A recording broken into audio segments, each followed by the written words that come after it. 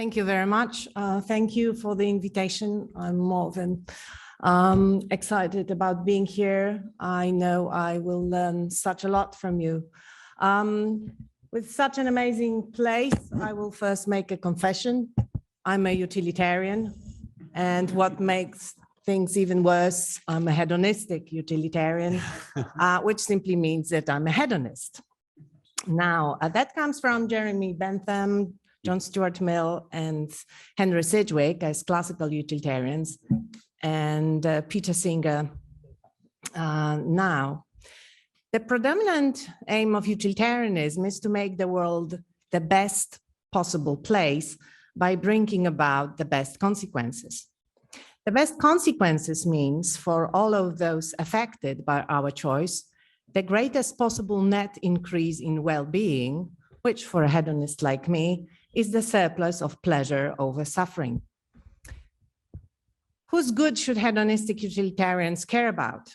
The simplest answer is that of those who are capable of experiencing pleasures and pains.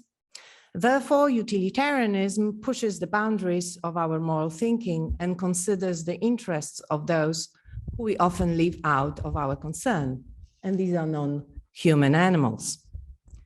Since what is good and bad for a hedonist is a subjective feeling, poverty in all its aspects is not bad in itself, but rather because of the amount of suffering it causes and the amount of happiness that could have been experienced in the absence of poverty.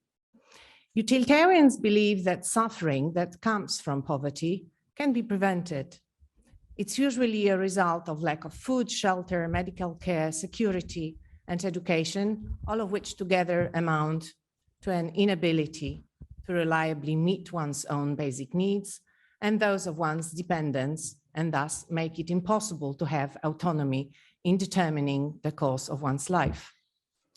Since a utilitarian has an obligation to help to minimize suffering in the world and maximize pleasure, her actions should be as effective as possible. Therefore, when it comes to help the poor, contemporary utilitarians have developed the idea of effective altruism.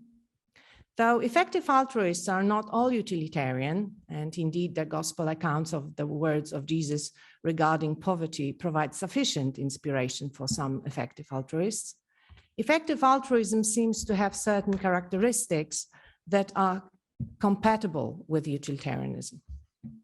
So effective altruism, for example, takes an impartial perspective on whom we should help.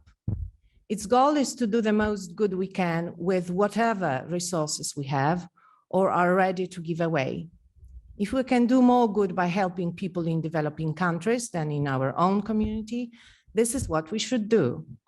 The same impartial perspective applies to the choice between present and future. Effective altruists discount the future only to the extent that, for obvious reasons, we are less certain about the impact of our present actions for the most distinct future. Effective altruists emphasize the importance of using evidence to decide what will do the most good. And one of the movement's most important contributions has been to assess the availability evidence for the causes and organizations that appear to be highly effective in helping others. From this assessment has come the remarkable finding that some charities are hundreds of times more effective than others.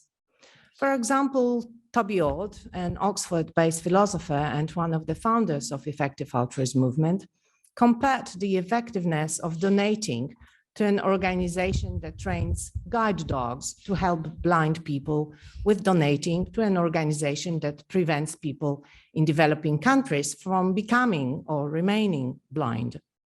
He found that it costs about $40,000 to train one guide dog, but as little as $25 to prevent someone going blind because of trachoma, the leading cause of blindness in developing countries.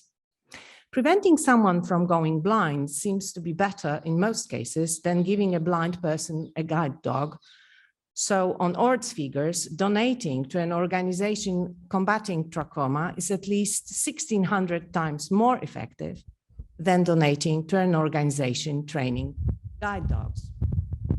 Effective altruists are more concerned about outcomes than about moral merit, and hence are not troubled about whether someone is acting from purely altruistic motives, rather than because he or she is interested in gaining a good reputation or living a more fulfilling life.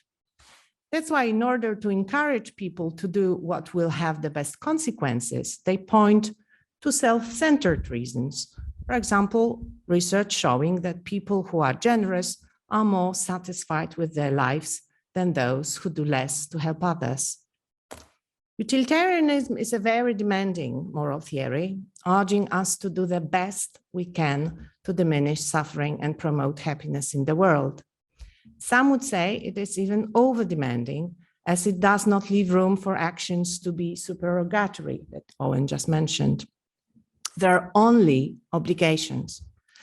But I believe that this extensive demandingness comes from the facts of the world rather than the utilitarian theory itself. Now we've learned that more than 700 million people are still living in extreme poverty, and more than 5 million children die each year from avoidable poverty-related causes. On the other hand, we, including us gathered here, are affluent enough to spend our resources on many luxuries that we do not really need. We can still do plenty without giving up something of significant value to us. And as I have mentioned, we may gain much more in terms of satisfaction and fulfillment than we are giving up. Thank you.